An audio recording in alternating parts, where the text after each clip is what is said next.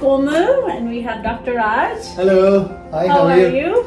I'm All right, good. so we're here, gathered here in our New Jersey office, recording Yes. our first podcast together. Yes, in the iStart studio, and we are recording our first podcast here in New Jersey, and the show is The Tales of People with Komal Khatri.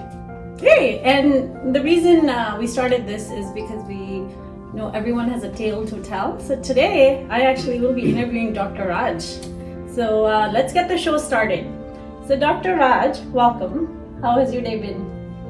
Day was good and busy, and I had actually a good number of patients today, How many? 80? like about 40, 50. 40, 50. Yes. 50 patients, guys, in a day. So we have a clinician here. I hope you're not burned out from the day, but thank you for doing this.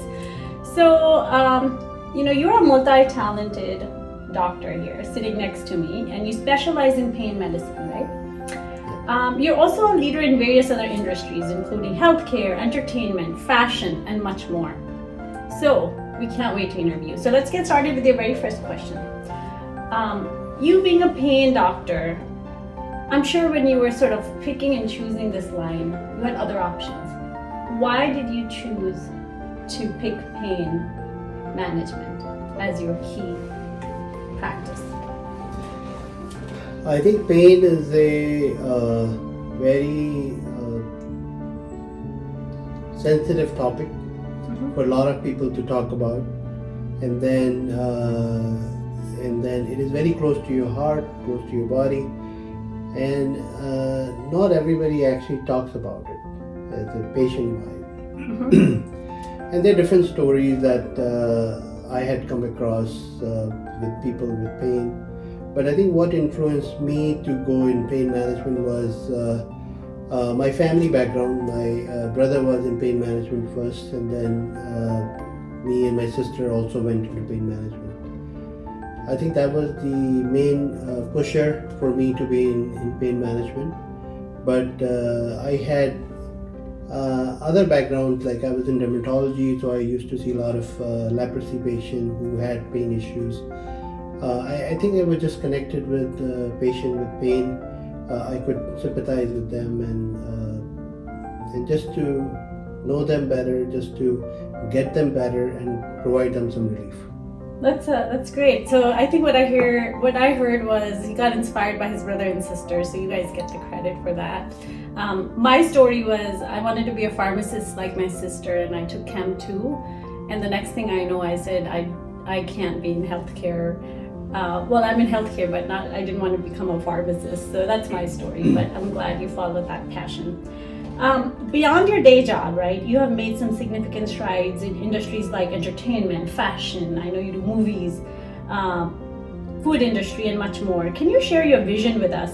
Where do you see your Raj Enterprises, I believe you have that, in the next 5 years? I don't know. Actually, I don't know. I just don't think when I do something that what it would be in 5 years or 10 years. I just kind of think of my life up to 3 months, next 3 months, what I am, what I will do, rather than thinking about even a year or 3 years or 5 years. And I don't know, there's so many things, so many people inspire you all day long. Some people are successful in something, some people are successful in other, whether it's food industry or whether it is media industry or so many other things. I think my main branches, or I would say Gupta Enterprises is healthcare, of course. Gupta Enterprises. That we are in. Plus, I have been into media productions, movie productions. We have a magazine called The Center Spread, and then I have been involved in food industry also, and so many things. And I don't think what is the future on them. Would I be a millionaire or billionaire? That is not my goal anyway. So where I want to be, I don't know. I just want my goal is to acquire peace as much as I can. Mm-hmm. And I do have peace now, and I want more with doing whatever I can. So clearly, these are your passion projects, right? These are all my passion projects. Beyond, above and beyond your day job. Yes. And how many days do you practice?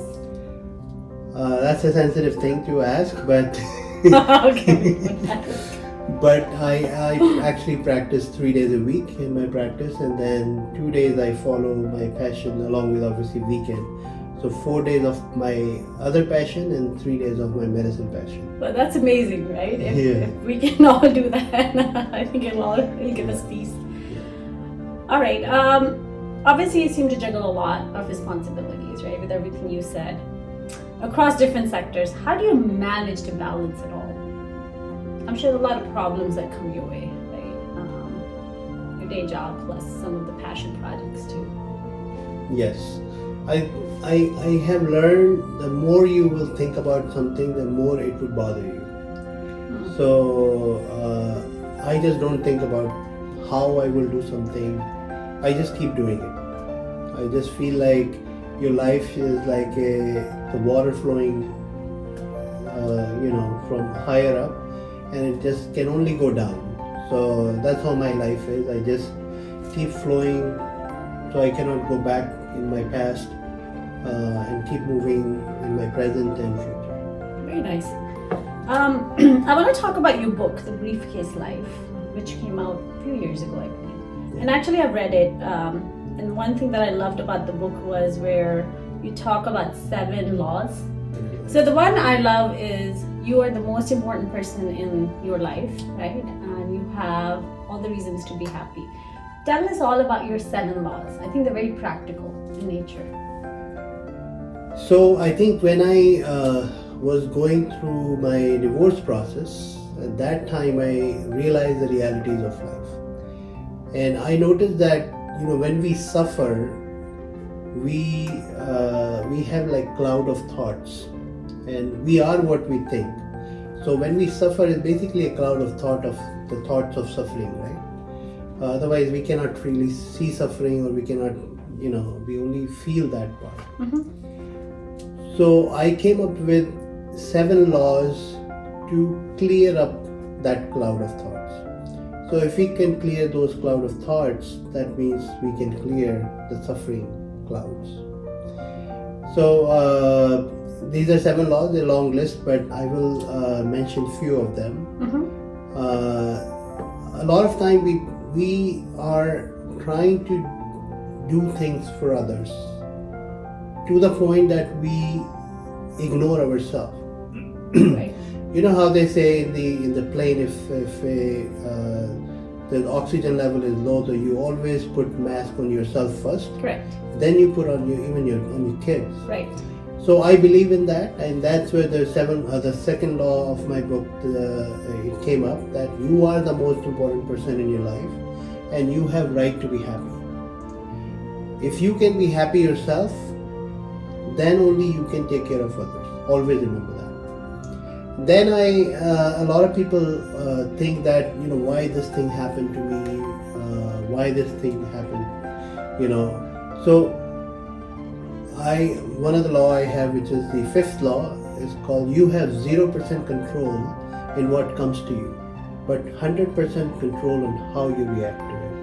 Wow, that's powerful. Yes. I love that. And I would say the main law of the book, which is the central law, I will say, your perception is your reality. Always remember that. So if you want to change your life, you have to change your perspective. So these are some of the laws, but I would encourage you to buy the book on Amazon, The Briefcase Life. Carry what matters the most to get rid of suffering from your life. Love that. Thank you for sharing. Thank you for sharing a couple laws. I want to talk about a little bit about your family background. I believe you have like 25 plus doctors from what I heard in your extended family, right? Tell us the secret sauce. And I just want to share that I'm starting to hear a lot of like friends' kids, they're wanting to give MCAT, and some have been like giving up, right? They're like, okay, no, this is not my cup of tea. Tell us, what is the secret sauce to keep going? This is a very difficult line to be in, especially for kids that are graduating. Give them some really good tips. Right. So the reason I became a doctor, to be honest with you, in India, especially with educated parents, you only get two choices: you become an engineer or a doctor. Correct. And my father was a teacher, and my mother was also in the teaching line also. So we only had two options: so whether you become an engineer or a doctor. I actually wanted to be an engineer, but my brother first he became doctor. Then my mamaji was a doctor. Then my other cousins were doctor. So it was like a kind of competition who will have more doctors in their family. So that was one of the push that I became doctor. Then actually after doing it, being in medicine, doing it for some time, I really started loving it, and I don't obviously regret it now. I love being a doctor, and with this field you can really help a lot of people. But advice, I would say, number one, nothing is impossible. That is one of my third law. Anything is possible if you believe in it, right? So don't get into any field, whether it's medicine, engineer, accounting, or whatever it is, just because there's money or there's somebody else who's doing it. Do it because you want to do it. And if you want to do it, it will happen, no matter what. That's a great advice. So we need to have the passion for it. Exactly. Awesome. Well, my last question for you. Tell us about your most favorite travel destination. I know you love to travel. Yes. Anything in particular you love? Travel is my passion, and I've traveled a lot in the world so far, and a lot more to cover. The best location I've traveled so far is Bali. Bali. In Indonesia, Bali is one of the most beautiful places. There was that movie Love, Eat and Pray, Julia Roberts. Yes. That was shot in that Bali. One of the places that I want to go is Bora Bora. That is very beautiful. It's a very small island in the water somewhere. And you just know you want to go. Just beautiful, and I would like to go there. Otherwise, I've traveled many places. Even Belize, I was there. Aruba, different places in Caribbean, Canada, Alaska, in US and Europe. Many places I've traveled, and everywhere I enjoy. The list goes on, huh? And the list goes on. All right, we also have a traveler here, so if you guys need some travel tips, you know where to go. With that, give us some final thoughts, some final closing thoughts.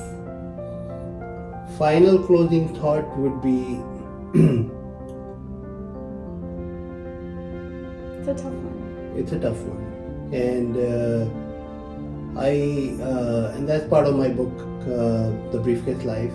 In the end, I say life is like a movie.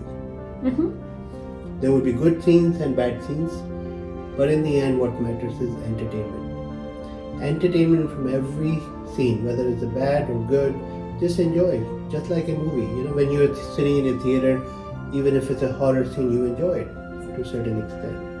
So life is a movie. There are good scenes, bad scenes. Most important thing is entertainment. Love that. Well, thank you so much for your time and for sharing your incredible journey of life. Right? I think we all have stories to tell. Today we heard Dr. Rad's story of how he became the doctor, how he became a doctor, how he chose the pain medicine line. Not only that, he shared some really good tips about how kids can follow their passion and kind of follow the pathway. So thank you for your time today. Appreciate it. Thank you so much, Komal, for doing this interview. I really appreciate it. Thank you for coming to New Jersey. Yeah, my pleasure. Bye.